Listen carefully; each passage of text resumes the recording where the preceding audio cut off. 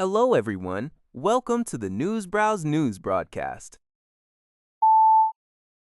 An internal government document from Public Safety Canada has issued a stark warning regarding the security and privacy implications of advanced connected vehicles.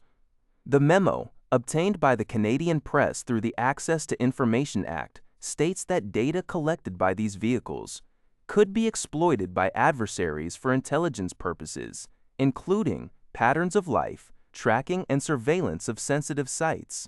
This comes as Canada is set to reduce tariffs on Chinese-made electric vehicles. The document emphasizes that while Canadian companies must adhere to privacy laws, national security laws in some countries, such as China, can compel manufacturers to share data with their governments. This increases the risk of Canadian data being accessed and exploited when it transits through foreign jurisdictions with less stringent data management frameworks.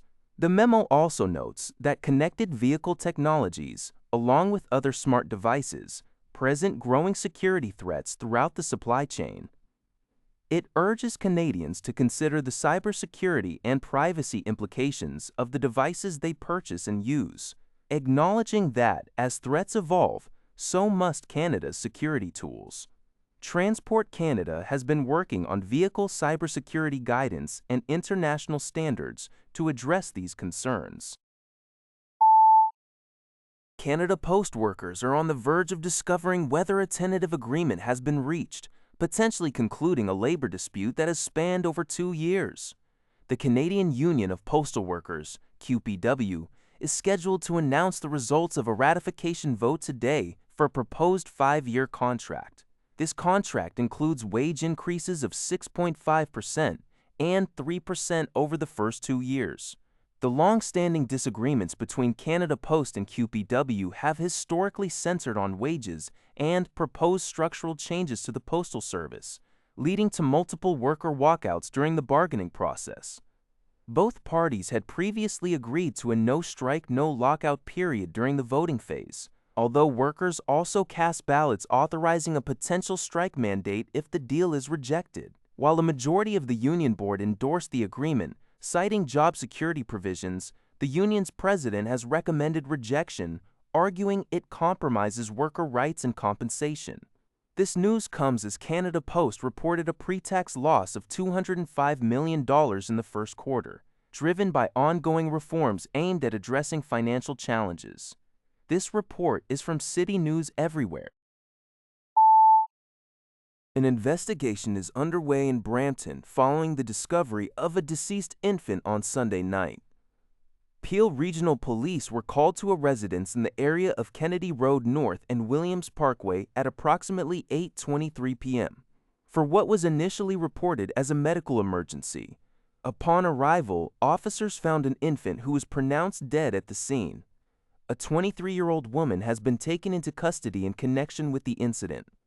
Authorities have not yet announced any charges or released details regarding the relationship between the woman and the deceased child. Peel Regional Police are asking anyone with information to come forward. This news is from City News Everywhere. City News Everywhere reports that a man has been fatally shot in a Rexdale apartment building. Toronto police were called to the scene in the vicinity of Queen's Plate Drive and Rexdale Boulevard at approximately 8 p.m. on Sunday evening. Upon arrival, officers discovered one male victim who was pronounced deceased at the location. No further information regarding the circumstances of the shooting or the identity of the victim has been released at this time. The investigation is ongoing. A new report from BMO Economics predicts that the upcoming international soccer tournament, with matches held in Toronto and Vancouver, could inject up to $6.5 billion into Canada's quarterly gross domestic product. The tournament is expected to run from June 11 to July 19, 2026. Featuring 48 teams and 104 matches across North America. Douglas Porter, chief economist at BMO, noted that while such mega sporting events don't transform economies overnight, they do create a significant demand surge over a concentrated period, with tourism, accommodation, food services, and local entertainment set to benefit most, particularly in the host cities. Tourism-related spending is anticipated to be the main economic driver, with international visitors increasing demand for hotels, air travel, and dining. BMO Economics estimates this could translate to C bullion blod $5 billion from tourism and CHE's store, $5 billion from increased domestic consumption, potentially boosting quarterly GDP growth by about 0.1 percentage points in mid-2026. The economic impact will be most concentrated in Ontario and British Columbia.